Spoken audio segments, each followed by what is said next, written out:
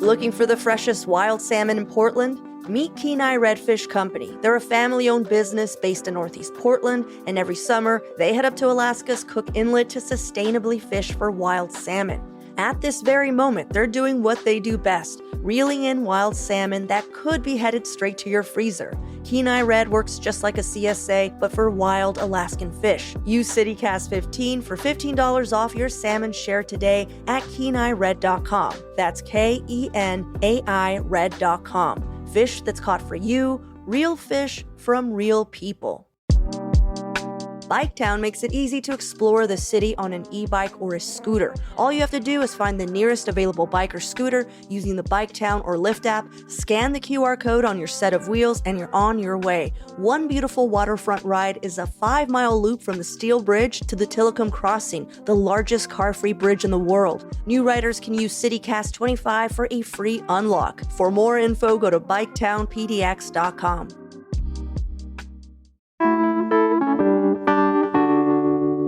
Today on CityCast Portland, we're talking about Oregon high school students seeking a ban on transgender athletes via a federal lawsuit, Trump's border czar threatening to crack down on Portland, and the flurry of housing bills that made it through Oregon's legislative session. Joining me on this week's Friday News Roundup are Oregonian courts reporter Zane Sparling and our very own executive producer John Notarianni. It's Friday, July 11th. I'm Claudia Meza, and this is what Portland's talking about.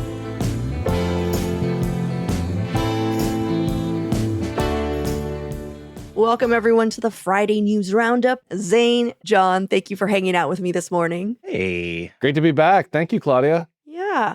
For those of you new to the show, today is the day we break down some of the biggest local stories of the week with some of the best and brightest journalists in town like Zane here. But before we jump into the news, I usually ask an opening question so our listeners can get to know our guests a little better.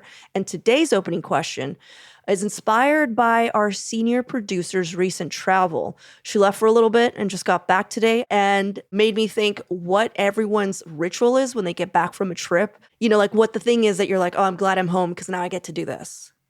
Mine is actually a hack that is before I even make it home. It is a leaving PDX hack. I think I've said this on the show before. If the time of day works out, it's going to Gartner's Country Meat Market on Lombard. Mm-hmm. You know this spot? Yeah. So you can get a sausage there. It is 5 minutes from the airport. And I love, if I have a friend picking me up and it's the middle of the day, stopping in at Gartner's on my way home and getting a sausage to eat in the car on the way home. Because you get out of an airplane and you're just I have not eaten food other than peanuts and little cookies in 12 hours. Mm-hmm. Yeah. Sausage from Gartner's Country Meat Market. That's my go-to. Nice. Yeah. I remember, what's funny is I remember you saying that so long ago. And whenever I pass by it, I think about it. I think about you and your sister there eating sausage. So great. What about you, Zane? Gosh, I do not know if I can match the sausage gremlin energy there of the visual, John, of you just in the front seat. I can't even wait, Okay, I know, Claudia, you were admonishing us not to just say unpacking, but I will say it's important for people to know that I cannot go to sleep. Even if I get home at midnight or 1 or 2, I have to unpack completely. Everything goes back in its house, in its little home. The toothbrush gets to go home too, and then we all go to bed together, metaphorically.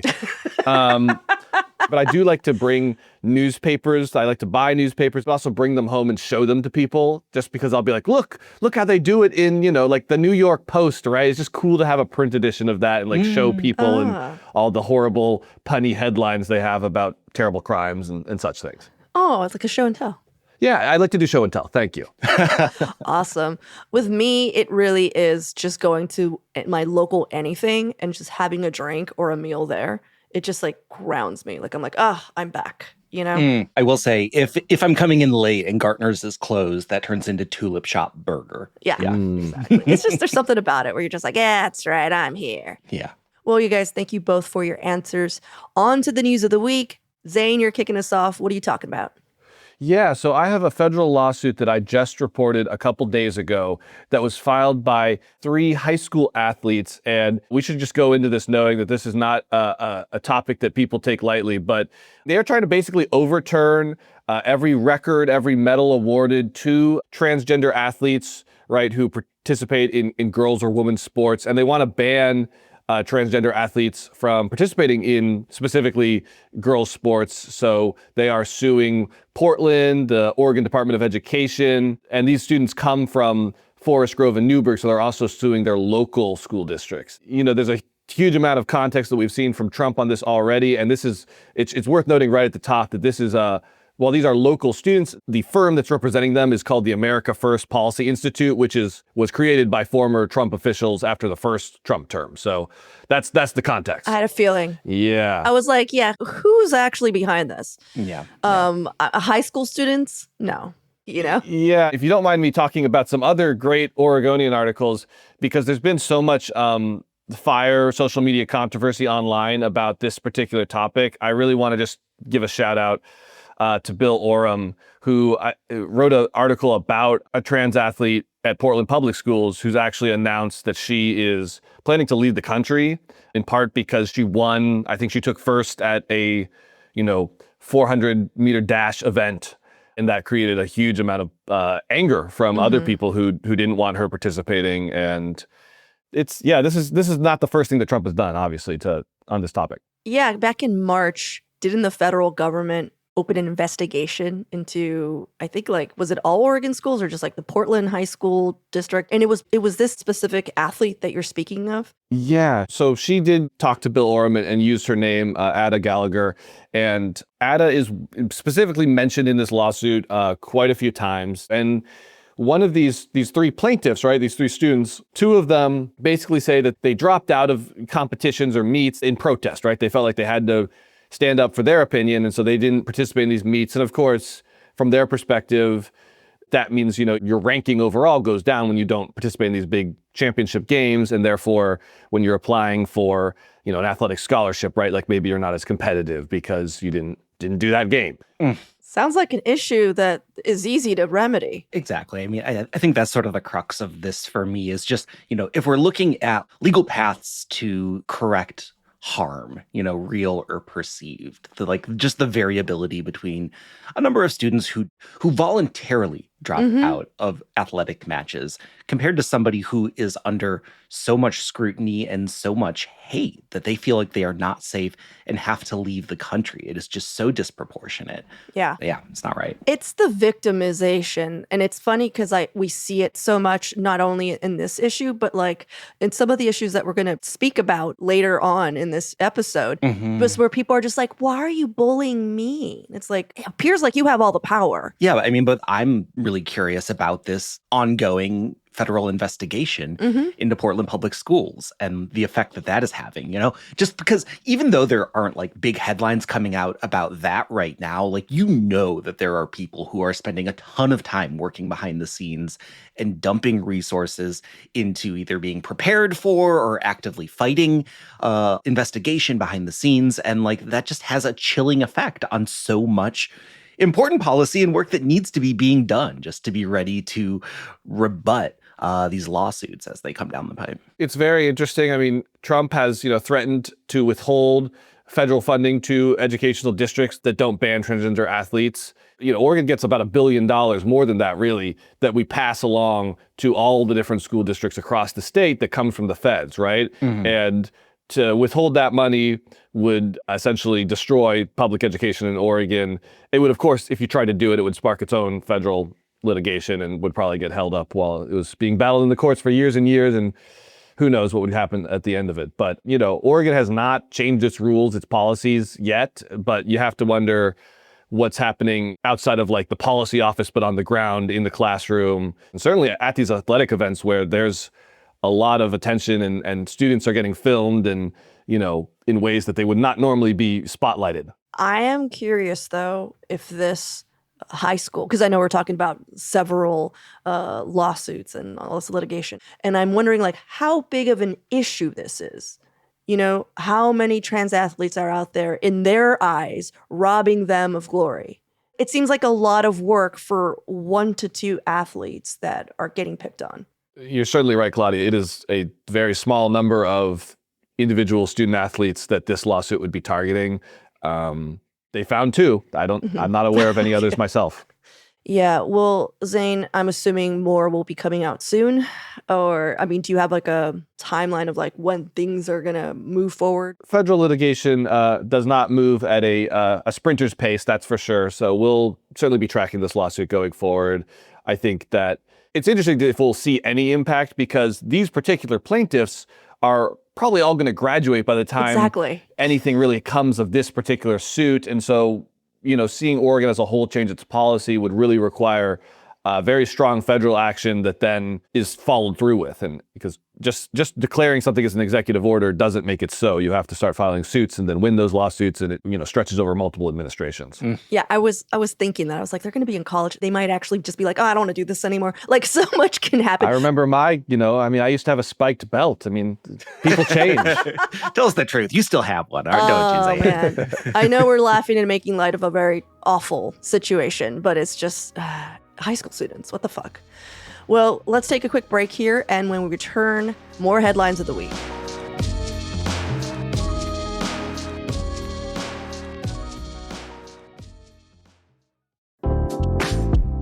Freelancing or running your own business can feel like freedom and a trap all at once. Grinding day in and day out with no benefits, no savings for retirement, no safety nets, and let's not even talk about what's happening with the tax side of things. That's why Guilds with Benefits was created by freelancers to flip the script, because safety should not mean giving up on your dreams. Guilds with Benefits allows qualified freelancers and small business owners to join their payroll as W-2s while still keeping their independence. Guild members get great medical, dental, and vision insurance, automated tax deductions and compliance, paid time off, 401k with a 3% match, financial security, and so much more. If you're earning over $60,000 a year and are tired of doing it alone, visit guildswithbenefits.com so you can get back to doing the things you love.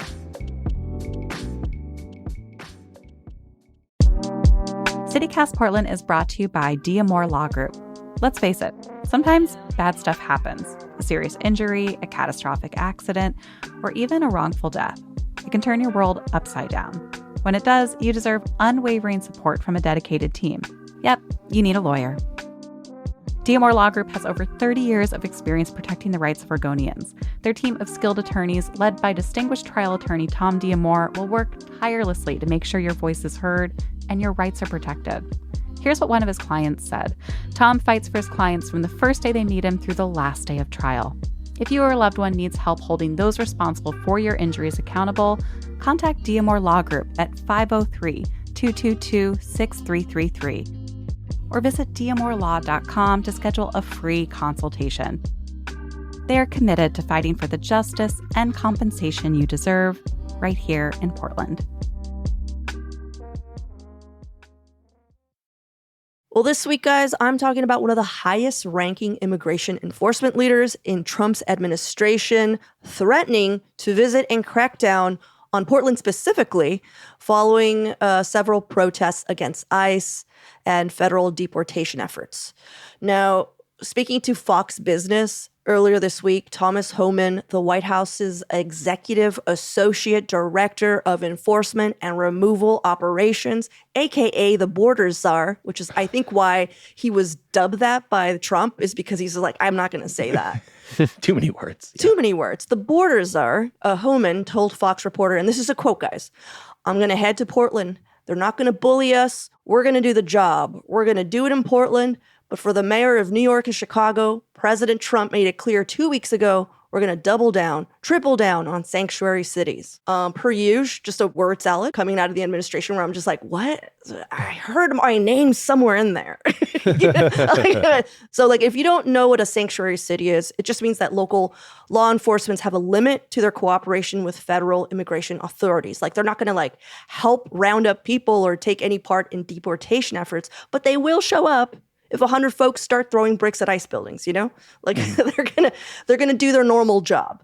So Thomas Homan talked about pulling out resources because, it's not like they just have endless ICE agents. And he's like, we're probably gonna pull out resources from more cooperative states like Florida and then divert those resources to cities supposedly to ramp up enforcement.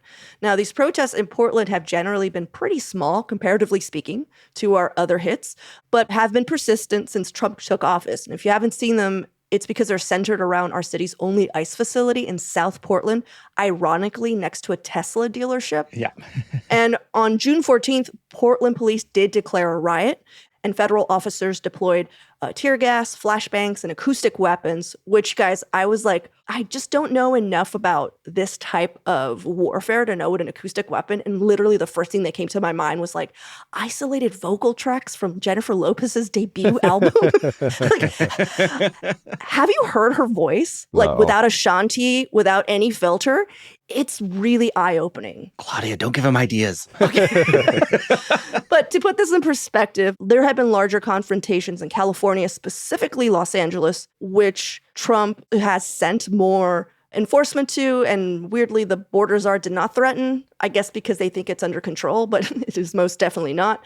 One LA suburb a few weeks ago, Bell, actually successfully chased out ICE border agents with the help of their own fire department. Now, the videos are glorious if you want to go check that out. Oddly, mainstream media did not pick up on that story. I don't know if you saw that in New York Post, Zane, in your collection of printed material from other cities. But yeah, it was a huge deal, like an actual fire truck, honking the horn, pushing out ICE agents out of the city while everyone was just cheering. It was so cool. And I think they were just like, stop, get out of here. You're ruining our lives. Of course, Oregon and Portland leaders specifically are saying, please don't come here. You're just going to make things 100 times worse. But before I share a few more feelings by our local leaders since this threat was issued, what do you guys think? There's something so deranged about going on the national media and being like, we're going to Portland and we're not going to be bullied because we're tough guys. You know what I mean? Totally. It's like, I know that there are real consequences here potentially, but it just feels so petty to me and kind of ridiculous. Yeah. It's really interesting. People who live on social media get so much access to the protests from Portland. I mean, I'm talking about people from any state in the U.S. or internationally, right? But I think people here in the city know, right, that ICE is even more so than the 2020 protests that focused on a few blocks of downtown.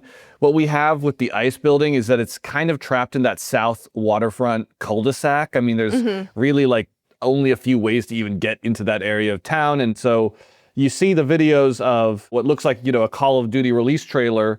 And the reality is that's, again, not only is it a small part of town, but it's not a very central part of town. It's actually kind of isolated just through geography. Mm-hmm. Well, I was going to ask Zane because I know you were part of the coverage for, was it the 2020? It was so long ago. It was the 2020 protests. And I know that at a certain point, God, such deja vu, Trump's administration did send federal officers to, I'm assuming, quell, and quell it did not. There were a bunch of unmarked vans, and people were just getting thrown in vans, you know? Yes. So I think there's a bit of concern when the Trump administration says again that they're going to do this. You know, people should be concerned because the federal officers are going to be firing those pepper balls, their other sorts of, you know, impact rounds. We saw people get, you know, very seriously injured by rounds that seem to have been fired inadvertently or that perhaps had not been aimed at all. There's been some very expensive for the government litigation involving people who got struck in the head by something and have had life-altering injuries. As a journalist, I remember we would all, when the feds were deployed, it was like act 2 of the protest. I mean, we actually, the internal nickname was the Fed Wars because they brought such a high level of militarization, and I think that they were very quick to use all of their options, right? They were not, I mean, you can say what you want about the Portland police response to the protests, but the feds were certainly of a different caliber, and I think were mostly people who had been brought here from out of town and, you know, did not have any ties to the community or, you know, any sort of respect for the community as far as I could tell. Mm-hmm. And did it quell, Zane? Did it solve the protest? I forget. Did it immediately stop people? Oh, yeah. No, because I think that's when I started seeing the wall of moms and the wall of, it basically united. Portland was so upset. Yep. Anyhow, all that to say is that U.S. Senator Jeff Merkley was quoted by Coin, which is where I got most of the reporting from, as saying that he invited Homan to stay in Washington, D.C. We would love to invite you not to come. And basically saying this is the last thing, not Portland, Oregon needs right now is like, we just don't, please, we're trying to recover here. Yeah. And Portland City Council President Lana Purtle-Guiney was also quoted as saying, I've never heard enforcing our state and local laws as bullying before. I'd love to sit down and have a conversation about how we have served Portlanders, how we work with our community, how we work with our law enforcement officers to enforce our local laws. And it just seemed like, a measured response. Portland City Councilor Amir Kanal noted that Portlanders pay more taxes to the federal government that they get out in services, and then sarcastically added that having federal officers in town might mean that some of those tax dollars will be reinvested in our community, and then invited them to buy a DEI book, just general, from Powell's or any of our local bookstores, which I think was a very long-winded way of saying fuck off. Claudia's here to translate for you, Yeah. Samir. So big question for me was like, is this happening? So both Portland Mayor Keith Wilson and Oregon Governor Tina Kotek said they have not heard from Homan about any visit, and the White House said they have no information to share besides his comments. That is not to say that it's not going to happen, but I wonder if we had much, I don't know, notice of the last time the federal government's descended upon Portland. Like if they're just like, hey guys, in 2 weeks we'll be there, or if they just showed up. Like I wonder about that, Zane. I very much remember it. I mean, and correct me if I'm wrong, but I very much remember it being the opposite last time, where it was just all of a sudden they were there and we were like, wait, where the fuck did you come from? As opposed to what we're getting now, which is like a bunch of saber rattling and chest banging. Yeah. Does that make sense? Totally. It's worth underscoring, too, that if there's anyone out there who thinks that Federal Protective Service and other arms of the federal law enforcement apparatus don't regularly operate in Portland, that's incorrect. There have always been federal assets in Portland, and there have always been federal officers. It's not like this is a city that, prevents people from coming in and doing law enforcement jobs. They've always been here. Yeah. The city also issued a statement clarifying that the Portland Police Bureau aims to mitigate the use of tear gas and pepper spray, but that the agency has no authority over federal authorities and their quote-unquote lawful actions, which I thought was weird, being that it was the federal government that was coming after Portland police for using tear gas. And I'm just like, so you can use it, but we can't use it. I mean, I don't want anyone to use it, but I'm just like, what is going on here? Well, of course, we're going to keep an eye on this. Fingers crossed that it's just chest bumping, as John said. Let's take a quick break here. And when we return, more headlines of the week.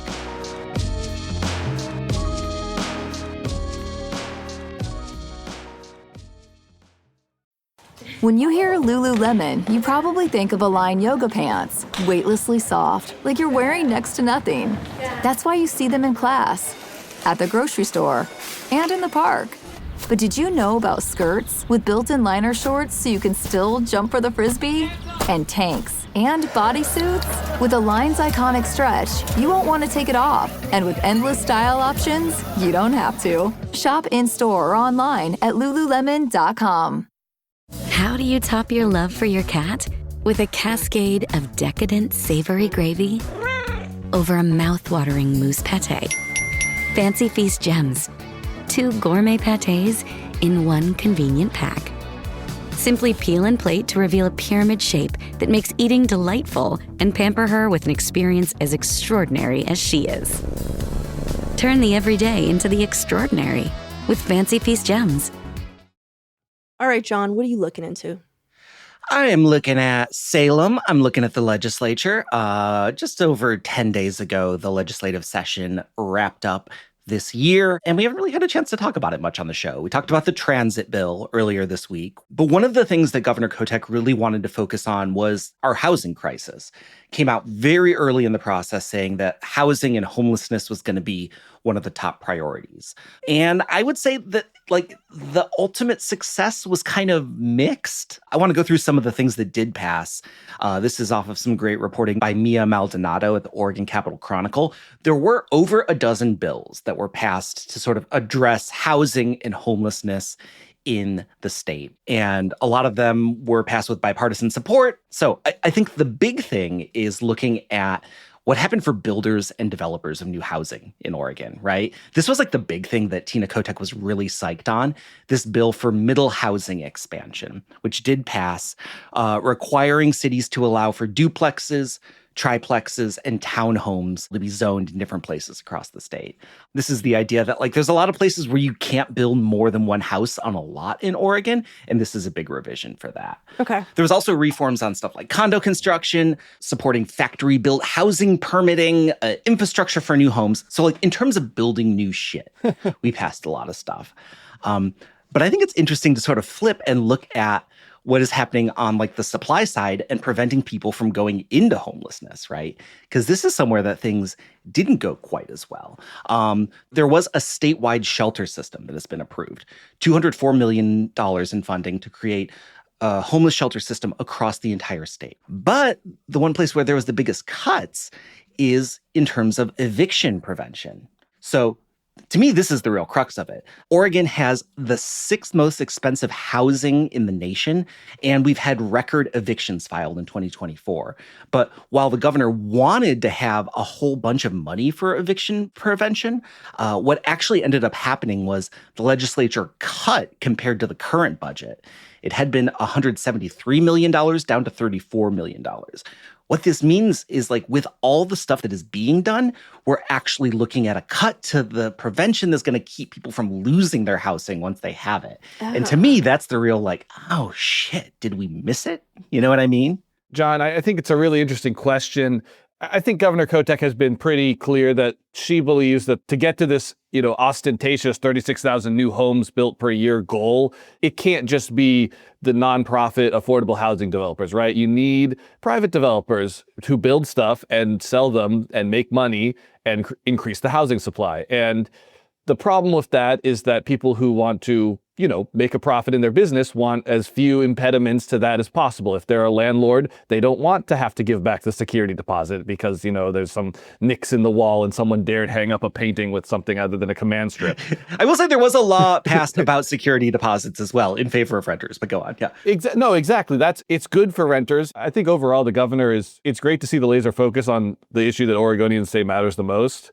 It's tough when you set an ambitious goal because the goal is a good goal, but then it's almost impossible to actually meet. And then, of course, everyone says, well, you didn't even meet your own goal. And so tough luck for the governor, I guess. Yeah. Yeah. I'm just also thinking about the really big goal that our mayor has set for ending unsheltered homelessness by the end of this year. It's July. And I'm just thinking of like another huge goal. And I'm like, I wonder, considering the reshuffling of resources that needed to happen to pass what Kotek wanted. I know our city budget has already been locked in, but now it makes me wonder, like, should we go back and see what else we lost? Yeah, yeah. On that, Claudia, another thing I was reading when I was looking into this stuff, there's a new report that more than $700 million has been spent on efforts to address homelessness in the Tri-County area in 2024, right? So like between the city and the county and metro and $700 million was spent in 1 year. Whoa. You know how much of that came from the state?